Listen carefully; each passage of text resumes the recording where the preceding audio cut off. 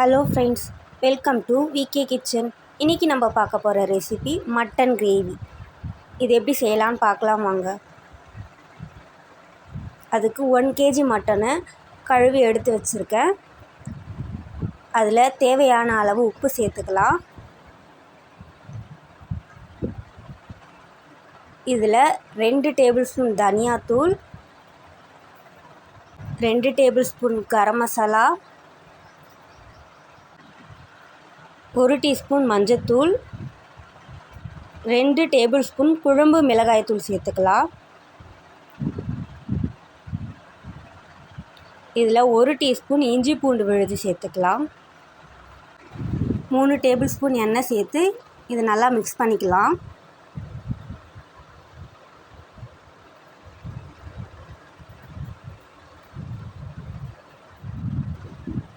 இது நல்லா மிக்ஸ் பண்ணி 1 மணி நேரம் ஊற வைக்க போகிறோம்.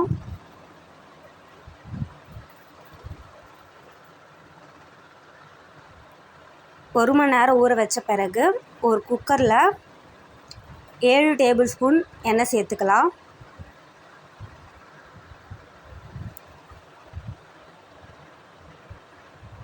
எண்ணெய் நல்லா காஞ்ச பிறகு அதில் ஒரு பிரியாணி இலை, பட்டை, கிராம்பு, அதுக்கப்புறம் 1 டீஸ்பூன் சோம்பும் 1 டீஸ்பூன் கடுகும் சேர்த்துக்கலாம். கடுகு வேணான்னா ஸ்கிப் பண்ணிக்கோங்க.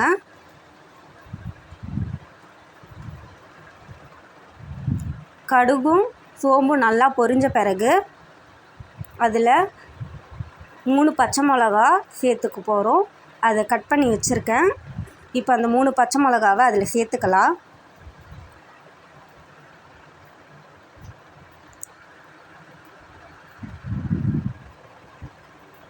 அதில் ஒரு வெங்காயம் கட் பண்ணி வச்சுருக்கேன், அதை சேர்த்துக்கலாம். சேர்த்து நல்லா கலந்து விட்டுக்கோங்க.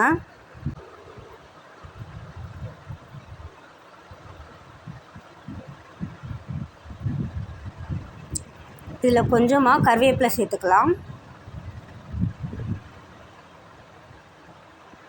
சேர்த்து நல்லா கலந்து விட்டுக்கோங்க. வெங்காயம் கொஞ்சம் பொன்னிறமாக ஆன பிறகு அதில் 1 டேபிள் ஸ்பூன் இஞ்சி பூண்டு விழுது சேர்த்துக்கலாம். சேர்த்து நல்லா கலந்து விட்டுக்கோங்க.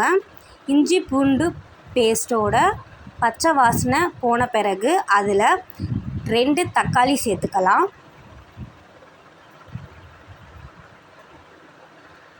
தக்காளி வதங்கின பிறகு அதில் 1/2 டீஸ்பூன் மஞ்சத்தூள் சேர்த்துக்கலாம். சேர்த்து நல்லா கலந்து விட்டுக்கோங்க. 1 மணி நேரம் ஊற வச்ச மட்டனை இதில் சேர்த்துக்கலாம். சேர்த்து நல்லா கலந்து விட்டுக்கோங்க. இது ஒரு 10 நிமிஷம் அப்படியே வதங்கணும்.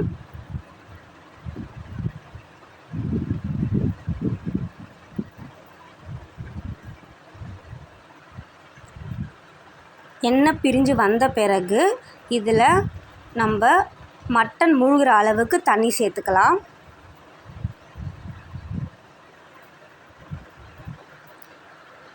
குக்கரை மூடி ஒரு 10 விசில் வர வரைக்கும் வெயிட் பண்ணலாம். அப்போ தான் இது நல்லா குக் ஆகும். 10 விசில் வந்த பிறகு இதை ஓப்பன் பண்ணி பார்க்கலாம். குழம்பு கொஞ்சம் தண்ணியாக இருக்கும். இதை ஒரு 10 நிமிஷம் குக் பண்ணால் கிரேவி கன்சிஸ்டன்சிக்கு வந்துடும். இந்த மாதிரி திக்காக ஆன பிறகு இதில் கொத்தமல்லி சேர்த்துக்க போகிறோம்.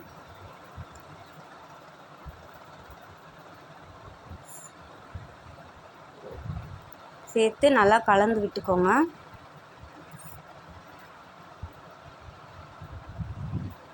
சுவையான மட்டன் கிரேவி ரெடி ஆகிடுச்சு. சுட சுட சாதத்தோடு போட்டு சாப்பிட்டா டேஸ்ட் நல்லாயிருக்கும். ட்ரை பண்ணி பாருங்கள். இந்த வீடியோ பிடிச்சிருந்தா லைக் பண்ணுங்கள், ஷேர் பண்ணுங்கள், சப்ஸ்கிரைப் பண்ணுங்கள்.